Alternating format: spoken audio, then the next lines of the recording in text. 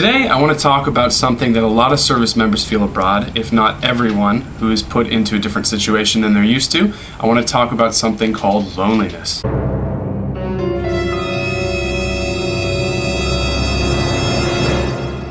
I've been at site for about 12 months now, and I've been in country for about 15. Loneliness can be a huge burden on you in service or wherever you choose to be in the world. I've tried to break it down into different categories, and what I want to talk about today are those categories that I've kind of experienced and different coping mechanisms that I've had to deal with it. The biggest issues I've dealt with loneliness have to do with isolation, emotional isolation. There's no one to talk to who speaks your language where you are.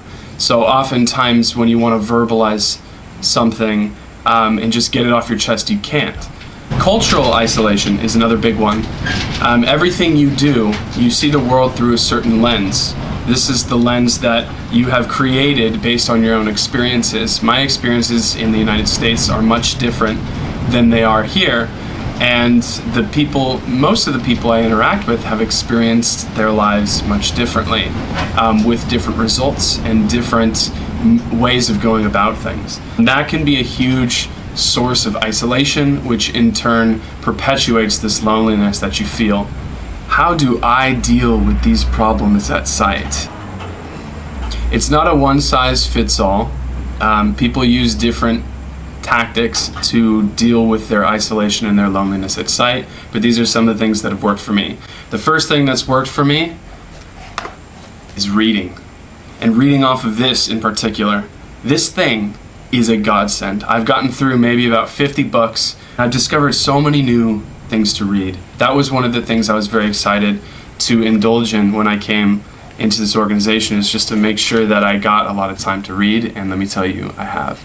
And it's helped quite a bit. During times when I felt like I needed to take a deep breath, I've had my book. And it's portable, it's easy to access. I have tons of books on there that I haven't even touched. So it's a source of excitement for me. Journaling is another big one. When I was going through training, I kept a journal every single day, and that's something I've never been committed to. Journaling, I've always tried through my life to write journals, and maybe I've gone a couple days. I'm sure many of you have experienced those things. I went through the entire training with a journal, and then I stopped when I got to site. But it was a good coping mechanism for me when I first came into the country. Another big one is cleaning. I have a broom and I have a mop, and every day I have to sweep. It's kind of mandatory, but I really like it because it forces me to pull myself out of my emotions, which is another aspect of loneliness and isolation that can be troubling, and it gives me something to do.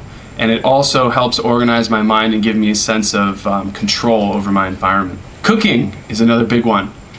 Cooking is awesome because when you don't have food and there's nothing to cook, it's miserable, and it takes a huge emotional toll on you. I've had times where I just haven't committed my time well towards going into town and making sure I have food, or maybe I've spent too much of a monthly stipend, and so I haven't had the money to buy food. And when you have to resort to rice and beans every day, there are certain days where you're like, yeah, I can do this, and there are other days where you're like, the last thing I need to combat these feelings of isolation and loneliness is dealing with where my next meal is going to be. The act of cooking is similar to the act of cleaning. You do it, it's part of your routine. Establishing a routine is really important. Time with your family. Every day there's a TV show. It's called Generations. It's a drama. It's an amazing show.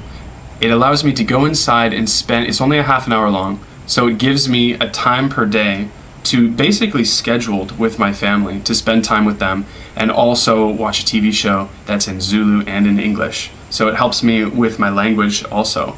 And it's cool because when they're speaking in a different language, when they're speaking in Zulu or Setswana, the subtitles are at the bottom. So I can laugh at maybe a joke that's said on TV, and I hear my mom laughing like ha ha ha in Zulu, and we're getting the same joke.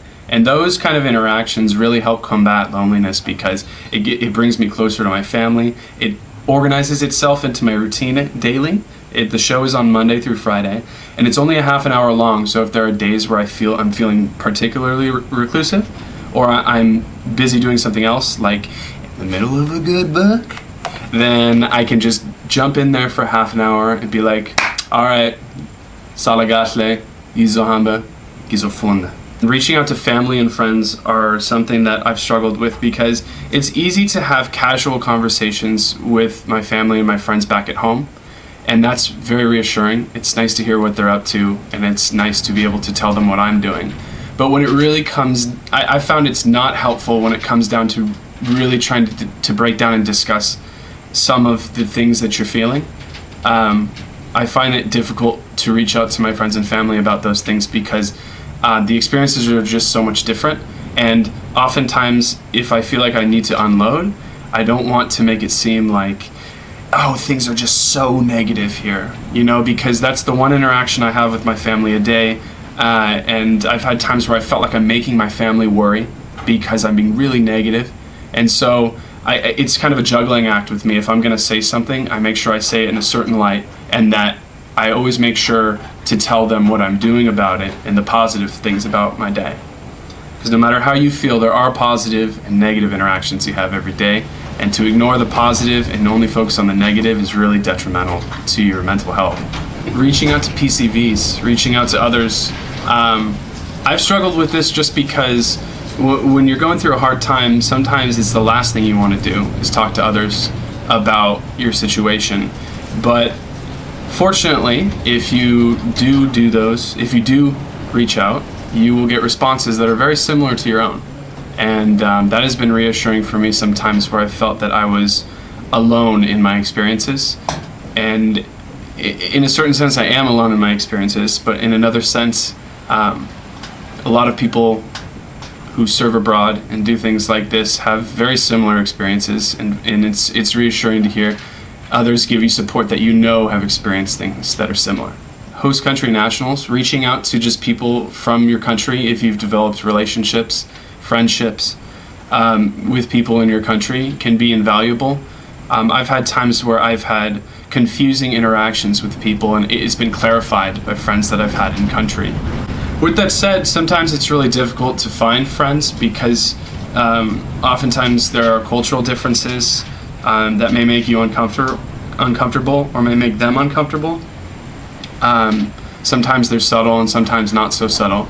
And other times there's just that language barrier. Sometimes you feel like you're connecting with someone through your broken Zulu or their broken English, only to find that maybe some things have been lost in translation. That one is kind of a flip of the coin. If I've had times where I felt like I wanted to reach out to someone, to a friend of mine, and I've kind of I hadn't gotten the supportive reception that I thought I would get, and that might be due to a lot of different things, differences in culture, and maybe just a general misunderstanding of exactly what I'm going through and exactly the way they see things that I'm going through. Another thing that really helped me was just going to sleep. Sometimes this has worked for me actually throughout my life. If you're having the worst day of your life, tomorrow is a new day. And you know what? Time and time again, tomorrow is a new day. 2 days ago, I was in dire straits emotionally. I was like, I can't even. So I read a book. I'm really promoting this Kindle here. I hope Amazon doesn't sue me. I love that thing. Oh my God, the Paperwhite, so good. It lasts forever. It's so old too. It's like 2009. It's like 8 years old now, and I've never had an issue with it ever.